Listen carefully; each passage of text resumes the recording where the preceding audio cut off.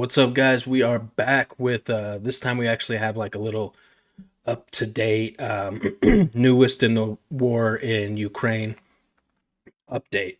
This is actually from a channel called, what is it? Yeah, TVP World right here. I was actually watching this channel. This was my main source of news before I went to Ukraine the first time. So this looks like it's basically going to give us a little update on the battlefield right now. It's about 10 minutes long. We'll just check it out, do a little react video. Real quick, my name is Saxon. I went by Vegas in the International Legion.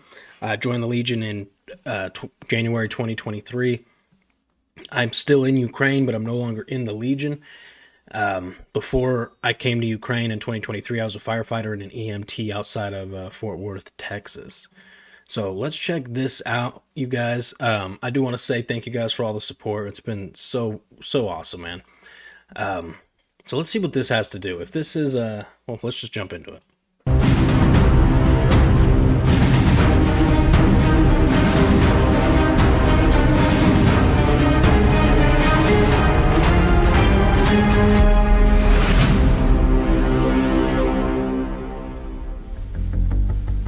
Ladies and gentlemen, this is TVP World. You're watching another edition of Military Mind, bringing you news from the front lines. I'm your host, Benjamin Lee. In the Kharkiv region, Russia has been forced to withdraw from parts of Vovchansk after the Ukrainian liberation of the local aggregate plant. Moscow still controls part of the town, but Ukraine has retaken most district in that area. Russia also tried to check Ukrainian offensive attempts using glide bombs. Heavy clashes are ongoing north of Kharkiv city near Lipsy and Heliboket. In the east, Russia is attempting to encircle Pokrovsk with a key transportation hub in the region, with active pushes taking place between Nevelsky and Hernik. Russian forces have reportedly destroyed some Ukrainian defenses in the area, but Ukrainian resistance continued to slow Moscow's advance westward from Mikhailivka towards Seledove. Meanwhile, Seledove is already partially encircled from all sides. Reportedly, Russia is looking to start a multi-vector attack on the settlement, advancing on the whole sector of Kurakhove-Volodar line. And Volodar itself is nearly totally destroyed. Before the war, it was home to 14,000 people. Russia's attempt to seize the city ended up costing them more troops than the pre-war population of the city. A Russian ammunition depot has been... Before I move on from that, this is not what we want to see. It would be ideal to see some blue arrows coming this way. I don't know how realistic that is in the state of the conflict currently, but if Russia just continues to push, whether they're taking an inch or a mile, they can't keep taking ground, because sooner or later they're just gonna take the entire country. I wanted to mention this, and again, full disclosure for anybody who... Anyways, full disclosure for anybody who's new to this channel, I am going to always be 100% honest and share how I really feel this conflict's going and things that I think that my viewers should know. And it hurts my heart to say this, but I don't think it'll be that much of a surprise to say that Ukraine is hurting right now in this war. I do think it is safe to say that they're on a slippery slope in the sense that they're losing, frankly. Straight up. They are not winning this conflict.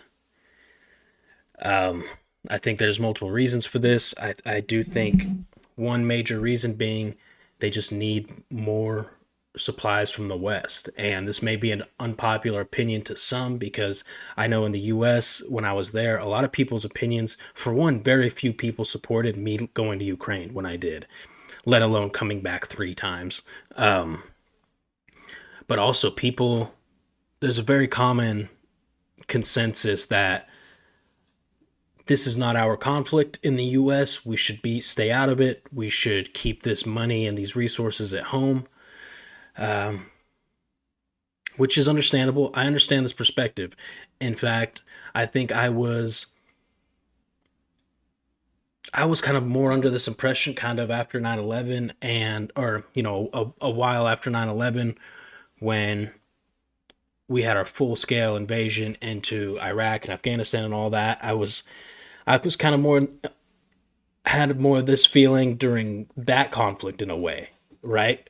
But something that's because we've got actual U.S. personnel out there, U.S. personnel getting injured, dying, but in this case, we don't have U.S. personnel getting hurt or dying out here in Eastern Europe where I am. And something that's important to remember is the military has to cycle out vehicles and equipment every few years. And when this equipment is a handful of years old, it gets stored away and it gets pushed to the wayside basically and put in storage for the new and upcoming equipment and gear. So a lot of these resources that we are donating to Ukraine for their fight against Russia is this kind of storage of older munitions and older vehicles and things that we have decommissioned. And I don't think a lot of people know that. It's not like we are taking U.S. personnel directly out of their M1 Abrams tanks and sending their tank to Ukraine. Like, that's not the case. Our soldiers in the U.S. and our military is not going to be lacking because of what we're donating to Ukraine. I think that's important to note. But again, Ukraine's losing this conflict right now, and it's scary. And even when I was on the front, it didn't look good, but it still looked better than it looks now. So let's get back into this. City. A Russian ammunition depot has been eliminated thanks to the coordinated efforts of the Kurt and Company alongside pilots from the 28th Mechanized Brigade. The attack wiped out a large cache of munitions, ensuring that the arms will no longer be used against Ukrainian soldiers or civilians. The successful operation has dealt a significant blow to the enemy's capabilities in the area.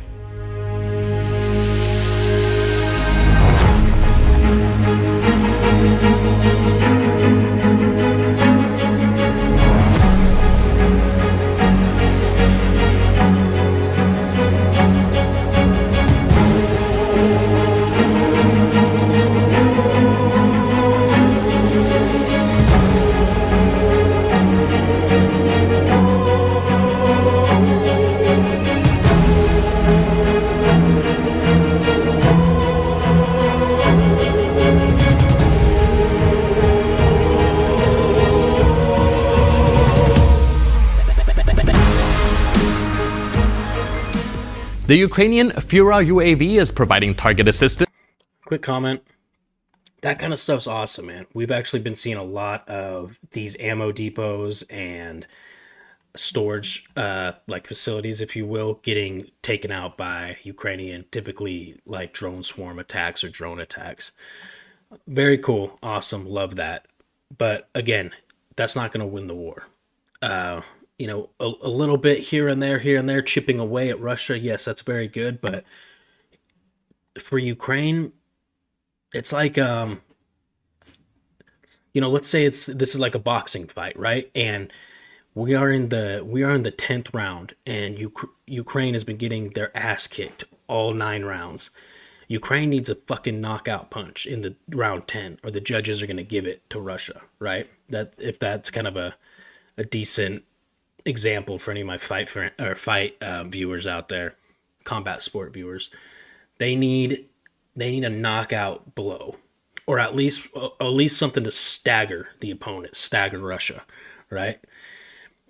I don't think Ukraine's going to have that option until the West lets the leash off of Ukraine and lets Ukraine use some of these longer range ballistic missiles.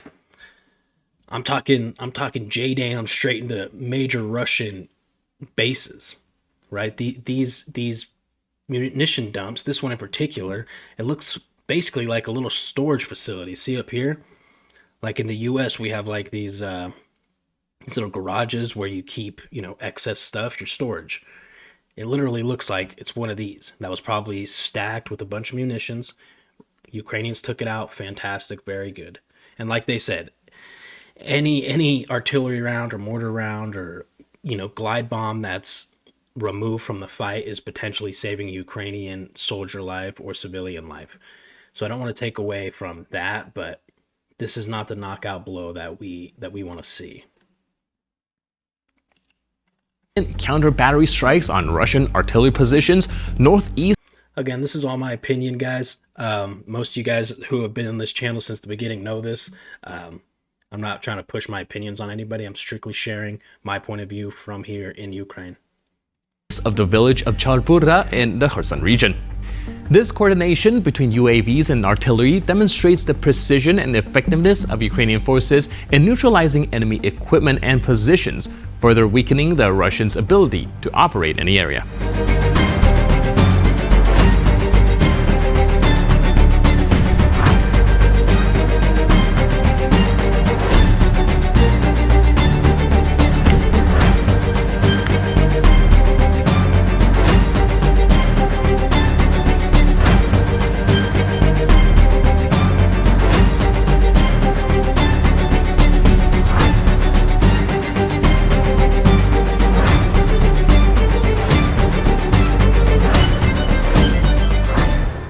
In May of this year, the soldiers of the Kraken unit faced the Russians on two fronts simultaneously, defending Chasiv Yar and countering a Russian offensive targeting Kharkiv. Despite challenging situation, the operations of the Ukrainian main intelligence directorate successfully completed both missions, meeting the objectives set by command with 100% success rate. Kraken's a badass unit, man. I guess he would have been like the equivalent of a sergeant in maybe the U.S. military, but I guess my sergeant here in Ukraine during training, Polish guy named Krakow, his call sign was Krakow. He was in Kraken for a bit, and this dude was a gosh dang super soldier. Like, this guy was badass.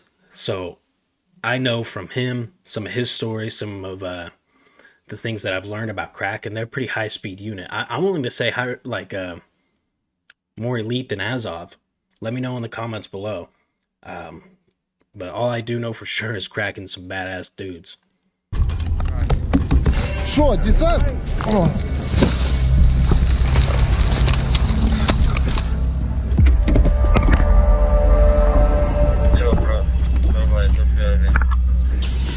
Гранат дядя.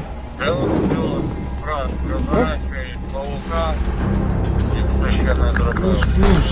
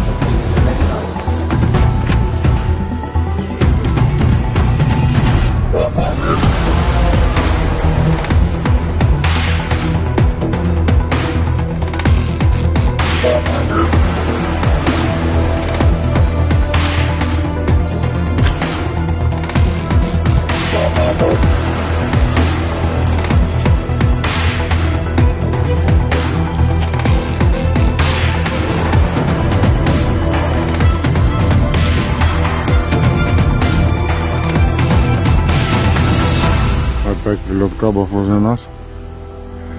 Это еще ближе. Это метров 35.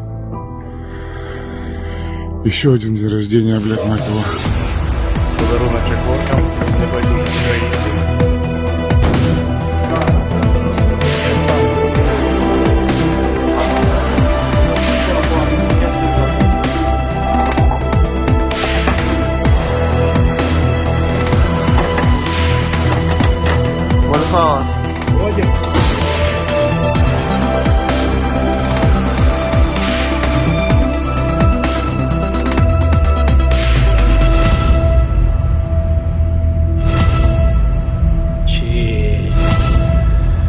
Look at that.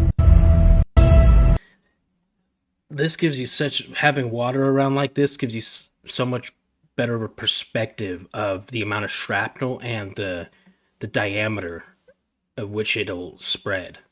I mean, dude, that's from this point, the furthest point of this shrapnel, or you know, maybe it's a piece of dirt or whatever, but still, let's say this is still danger zone.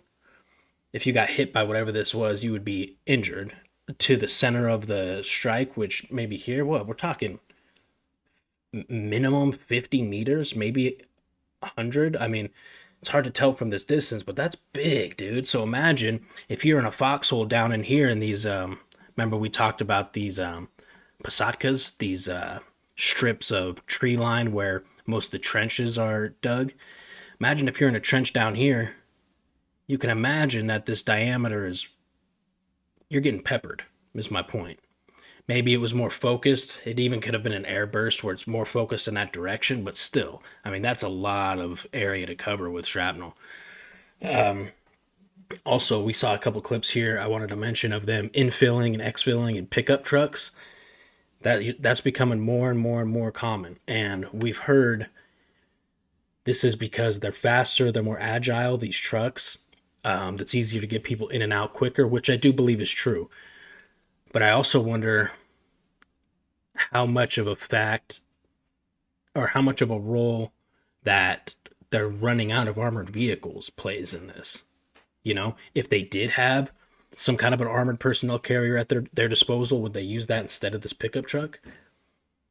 When I was on the front, we infilled on pickup trucks, BMPs, and cargo trucks. It was kind of a mixture.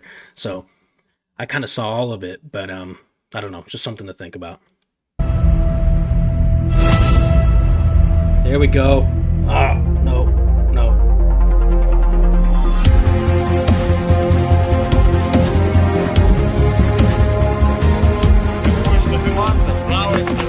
Хірург, 65 зайняли.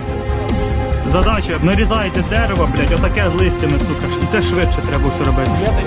Так. І труби підготувати до роботи, якщо що.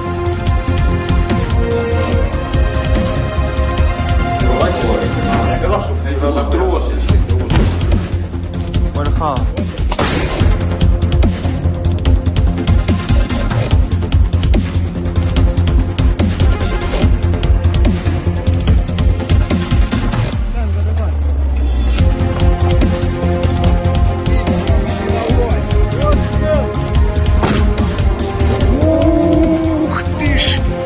Ти ж моя бусинка.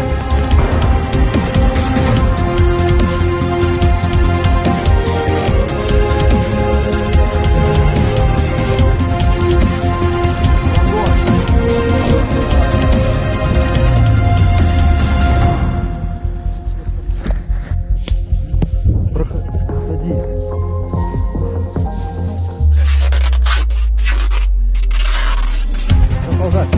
Заползай, ногу поднимай. Дальше. So those are prisoners of war that captured them? Huh. They're wearing multicam, which I don't think I've ever seen the Russians rocking. That's interesting. I saw some Wagner maybe rocking multicam, but Russian military? No.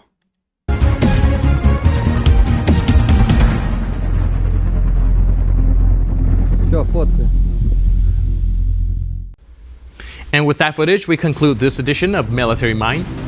All right, a couple things I want to note and say before I forget.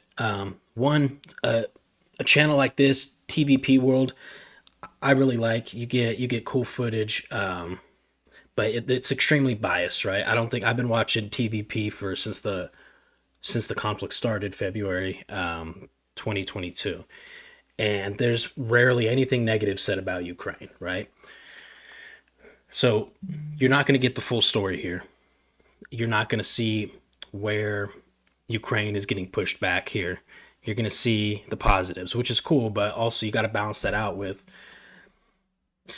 something that's a little more realistic. So you're getting the total picture of the conflict, right?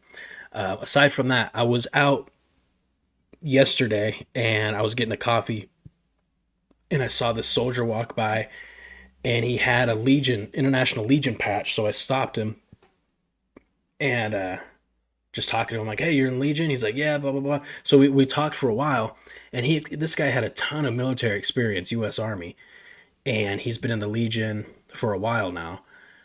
And he basically explained to me, he's like, yeah, I've had a lot of my friends, if not all of his friends that he deployed with the Legion, left the Legion and they joined some kind of GUR, like a special forces unit, maybe Azov, that kind of stuff.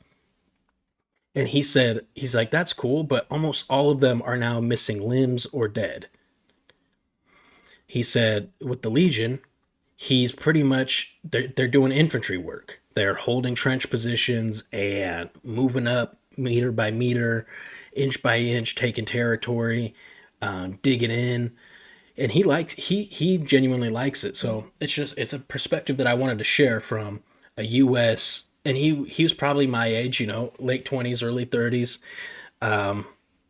It's a perspective from someone with a bunch of U.S. Army experience who's been here in Ukraine for a while, has friends that have gone to the more high-speed, dangerous units, and he says he prefers where he's at.